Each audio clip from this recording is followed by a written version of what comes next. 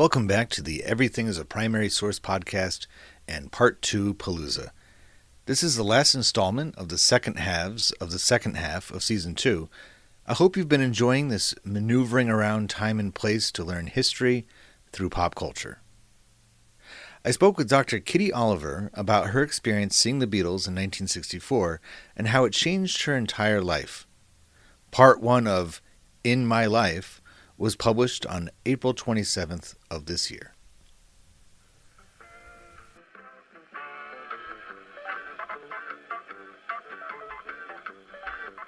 Kitty's story could be about the power of radio just as much as it is about the music the stations played. Without the wide reach of such stations as WAPE, the Ape, who boasted to be as powerful as any station in the nation, new sounds would not have been relayed from across the country, or in the case of the Beatles, from across the world. The musically inclined listeners drew ideas on what they too could create themselves from the radio, which then progressed rock and roll and other forms of pop music even further. And in the tradition of arts reflecting reality and reality reflecting art, these same radio stations became the literal beacon for social change as well. The music may not have always come out and encouraged action, but the rawness of rock and roll, folk, and soul music spoke to the youth of America and motivated them. Dr. Kitty Oliver would not have had the life she has lived without the Beatles playing to Jacksonville in September of 1960. And now, part 2 of the interview. Because it's like, I was lamenting to, I think it was my wife the other day or somebody, it must have been my wife because we were talking about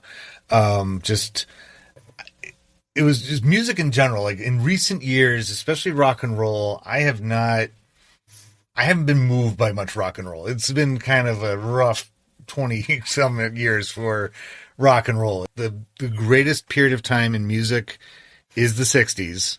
In rock and roll, in soul, in, R&B, it's the 60s. That is the greatest time for pop music ever. And it's just like a back and forth reflection of the social movement of the same era. They're responding to it, the social movement's responding to it, and it's just like this nice trading back and forth throughout the entire decade. And I'm just glad that my parents were so into music because then I got to on the receiving end. And I, to be honest with you, I never was one of those kids that like, I don't like what my parents like, because I did like it. It was like, this is good. I love the Beatles. This is cool. I never got tired of it. Well, you're better than my kids. See, okay. Like, oh, you're playing that again. And when I was in the documentary, they said, well, yeah, you played the Beatles for us. We heard it. But both of my kids, and especially our son, is very much into music and has listened to a lot. But I like this concept we're talking about of the music of the 60s being an anchoring. Yeah. That we, no matter what generation or race or cultural background, it was an era that we can kind of come back to find something that we need or that resonates with us at the time. Yeah. And it's different from nostalgia because I grew up also, my father was a big jazz fan. So I first heard, I think, Miles Davis from him, but I also heard the old crooners, and I love standards. So jazz standards, and listening to Nancy Wilson and to Sarah Vaughan, and by way of that, even listening to Frank Sinatra and the other crooners and Tony Bennett. So I had that as part of my influence, as well as the black radio station.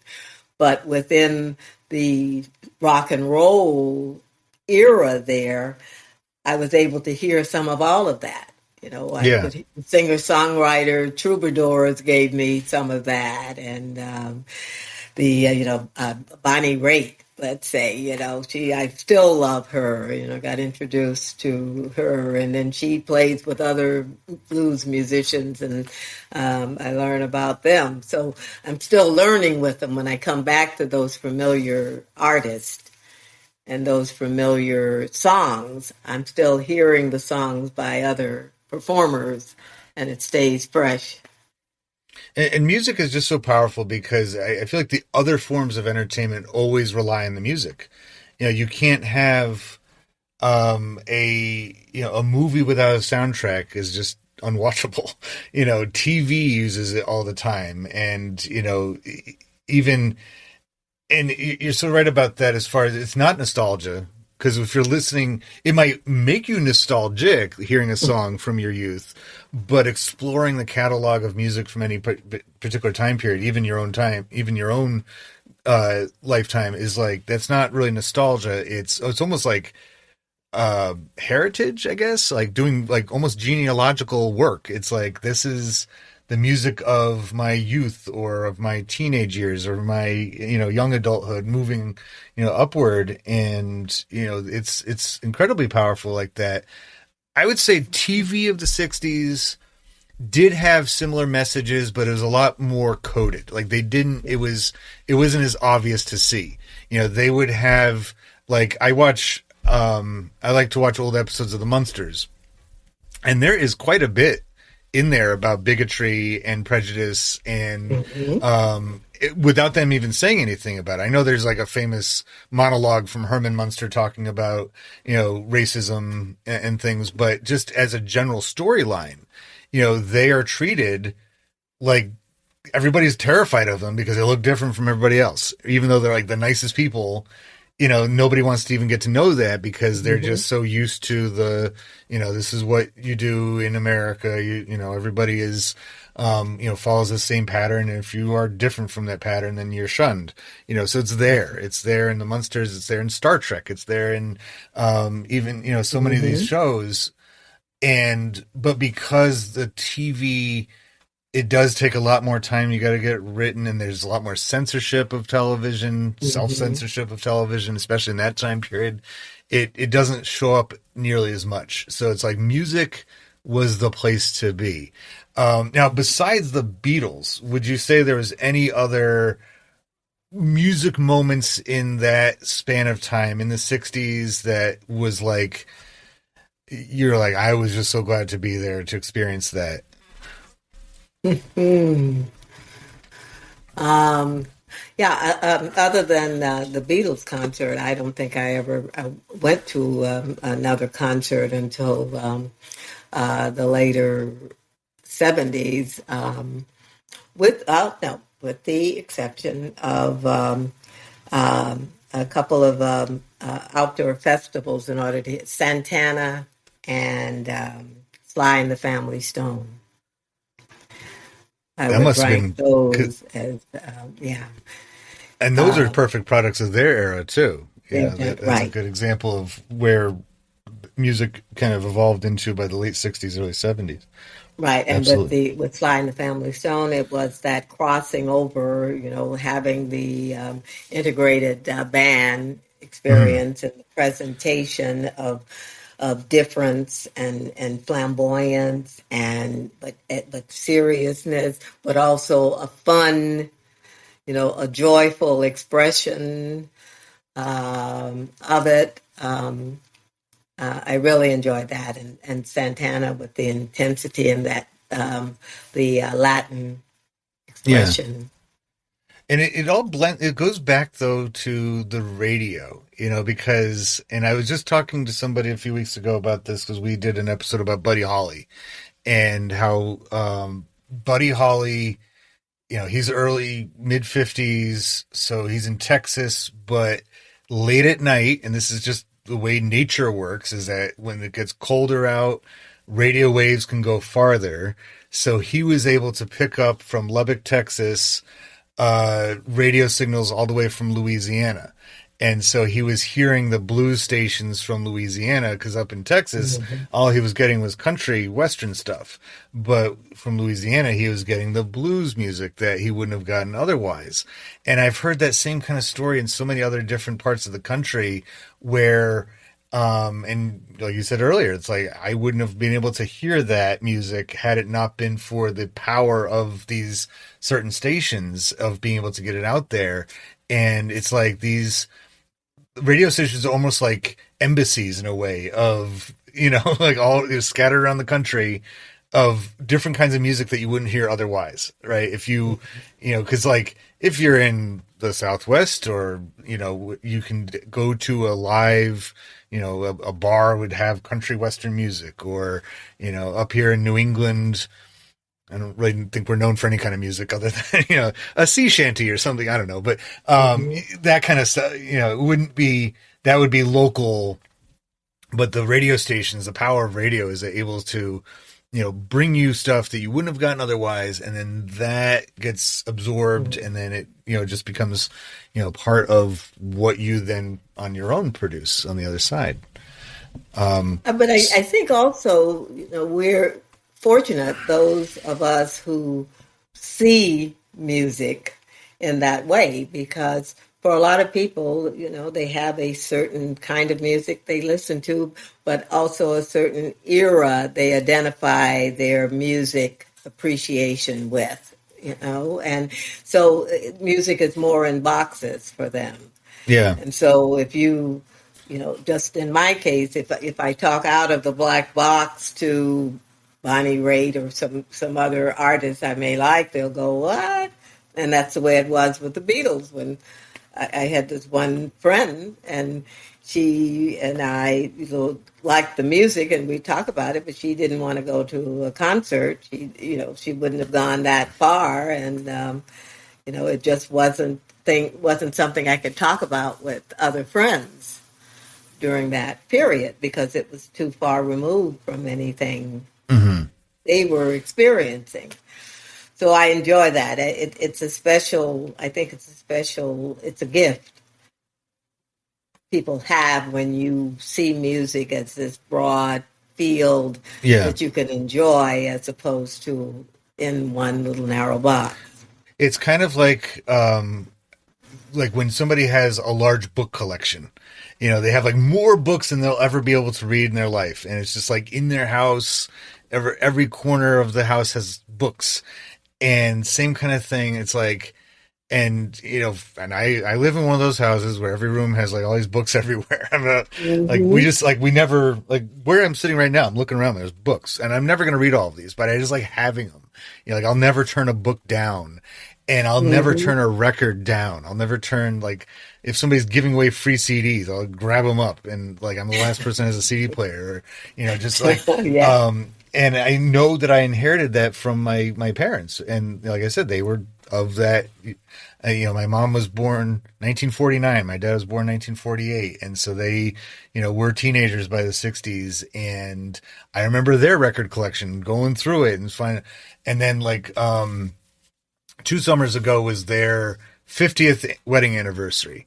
And so my brother and I, we organized the reception, after they renewed their vows and everything, and we were coming up with a playlist of music for the dancing part, or just to have on in the background. And it was like endless supply. We just like, we were, so Yeah. we're removed by a couple of different states. So he's over in New York and I'm here in New Hampshire, and we're both building the same Spotify list. And in some ways, I almost felt like we were trying to one up each other, be like, well, I know my parents like this song, or I like this one too. And I'll just put that little deep cut in there, and and next thing we know, it was like, we ended up with like a 7-hour playlist. We were only going to be like listening to it for like an hour and a half, but it was like, just kept going on and on and on, because that's that was them. Like, that is them. They still love, listening to all sorts of music, and they just had their minds opened. I know they did in the 60s. It was just like, here is, because I think everybody's kind of participated that in some way, especially when you're a teenager and feel, I don't, that music's, I don't like that. It's, but ultimately, if you just kind of like let anything in your ears, it just broadens everything. So actually, before we wrap things up, I just wanted to, tell you about the song. You shared with me the music video that you made recently, and that is really, really good. What I like the most about that song is the message is not delivered the same way that you're used to, right? So, if you don't mind, could you just tell us a little bit about how what inspired you to write the song and make it the way that it is? The song we're talking about is entitled Don't Put Your Dreams Away, and it's on my CD of original music I called Inspirational Jazz, for lack of a better term. The CD is called The Calling of Our Time. And Don't Put Your Dreams Away was just realizing that there is a common thread that runs through us throughout our different stages of life, of this reaching for something more, and whether it's for young people, of having the imagination of things so much being possible, or older people as they get older finding causes and issues and things that they hold dear and they really want to fight for and work on. And then those of us as we get into later years still desiring to be a positive influence on the world and on people that we meet. But at the same time, we always have these little forces trying to pull us down, saying, no, young people, no, don't dream. No, don't imagine big, because Yeah. that can't happen. Or no, don't dream, because look how bad things are and how they don't work. Or when you're older, no, forget you're useful. You don't have use now, and all that. So that's where the lyrics came, of saying, yes, you can have your imagination. It can be as big as you want, and yes, people are going to tell you that you shouldn't do it, and maybe it won't work out and all, but keep that. Yeah. Yes, you can dream that things will change, even if our situation right now looks dire and all that. But things do change if you hold on and keep that dream. And when you're older, yes, there are a lot of reasons for you to feel like life is over and there's just nothing for you. But you wake up each morning and you can have a sense of joy and not give that away, not let what's going on take your joy. So that's how the song developed as a musical piece on CD. Hmm. And then found this young lady who's a dancer, and I asked her to choreograph something to go with that. She's in her 20s now, to go with that. So the music video became this juxtaposition of the dancer and me as I sing the lyrics through the different stages, and just Yeah. that reminder, no matter what stage of life you're at, we kind of move together in our own way.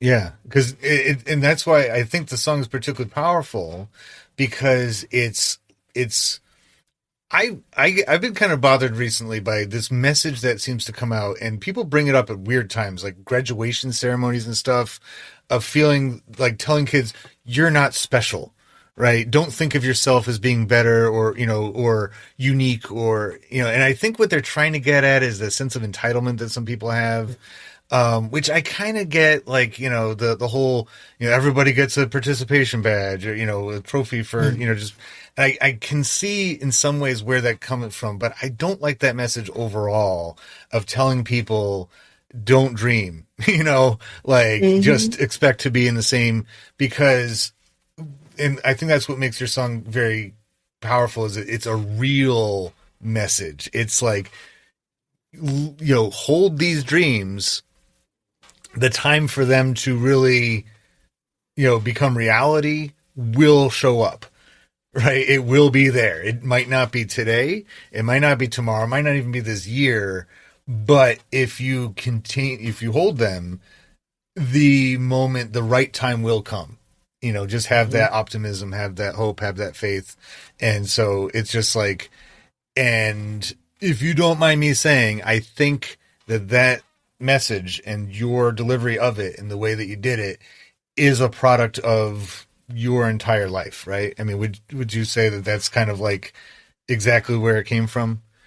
Oh, I think it definitely is, because through movies and television and music that I heard when I was young, it helped me to have wings of seeing possibilities so far beyond what I was living, and that was the only way I think that I was able to move out of that environment because somehow I saw it possibilities of something Mm. beyond where I was. And then the dreams, I wanted to change the world like so many other people. And I've gotten my head knocked against the wall and continue to have it. And I despair and want to pull the covers over my head. But the intention I have is to keep working toward it. And there's a commitment to doing that, of doing the work. And I just need to find things to keep me resilient so I can stay hopeful. And that's what the video, the words in the video say too. And now at this stage of life, so many of my boomer friends are in that despairing state of, oh, so much we had hoped would happen and we had so many dreams and all that, and they haven't come to pass. But I'm a product of the change, so I Yeah. can't really despair that way because I've seen change. I know we change. Yeah. Now, if you're looking for it to be so revolutionary that we all wake up and everything is perfect, that's never going to happen. I Right. hate to tell you. And That's that's just what I not. tell my younger friends and all. No, as long as we're here in the world, we're going to have difficulties to deal with and struggles and all that. But how we deal with them is what we have the choice over, which is what you're saying. How we deal with them and how we keep our enthusiasm and we keep working at it and we keep our dreams and our joy. Yeah. And the joy of it, to me, is the most important part. To work with a sense of hope, and Yeah. that's what music has always been able to give us. It's We've been absolutely able to true. find that sense of hope, you know. Even if Absolutely. it was, as the Stones say, just why don't we do it in the road? you know? It's hopeful. Yeah, And speaking of joy, it's been a joy talking to you. And where can folks learn more about what you do? And in other words, what's the best way to find you on the World Wide Web? best way to find me is at kittyoliveronline.com. You'll see the range of things I'm doing. I have a YouTube channel, Dr. Kitty Oliver, Race and Change. I'm on Facebook. There's a Race and Change Facebook page, and Dr. Kitty Oliver on Instagram, Race and Change.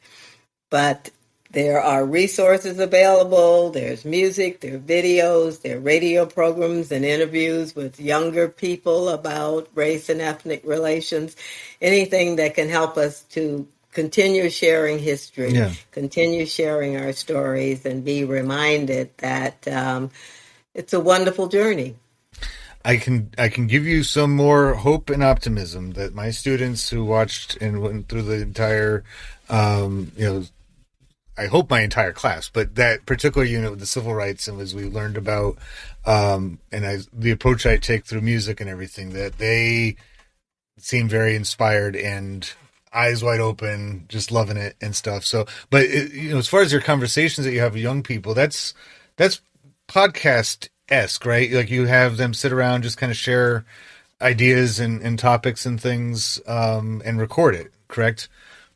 Well, this was a project that I Oh, did okay. and completed, but it was 58 programs that were developed letting the young people tell their story. I Okay. would ask them some questions, but it had to do with how they were dealing with differences and what they had learned. And so that Voices of Race and Change, the younger generation, is what we focused on. Now I do intergenerational chats sometimes with the presentations when Mhm.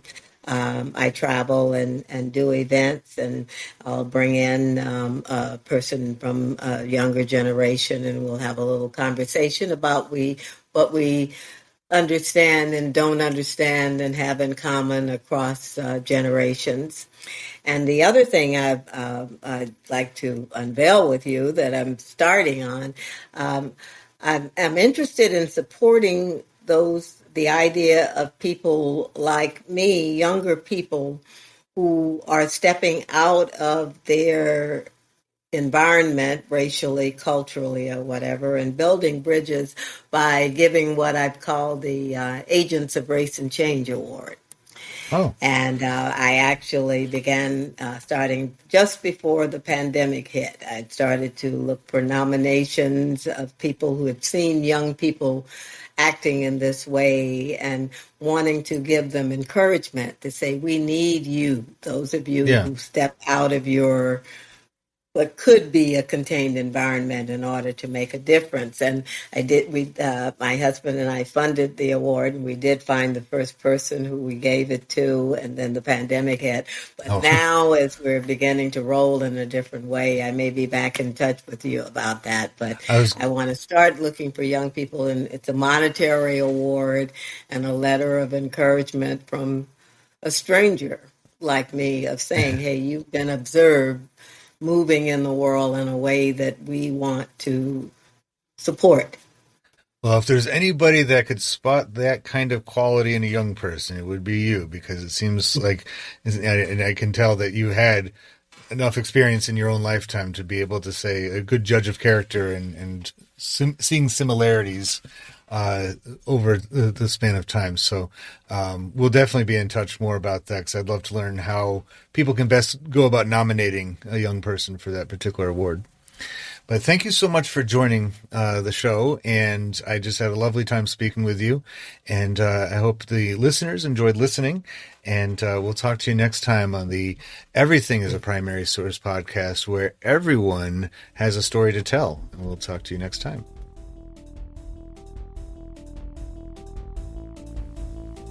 Thanks for listening to these special summer episodes, and I hope loose ends were tied up nicely for you. It won't be long, about a week in fact, before Season 3 starts up, and what a season we have in store.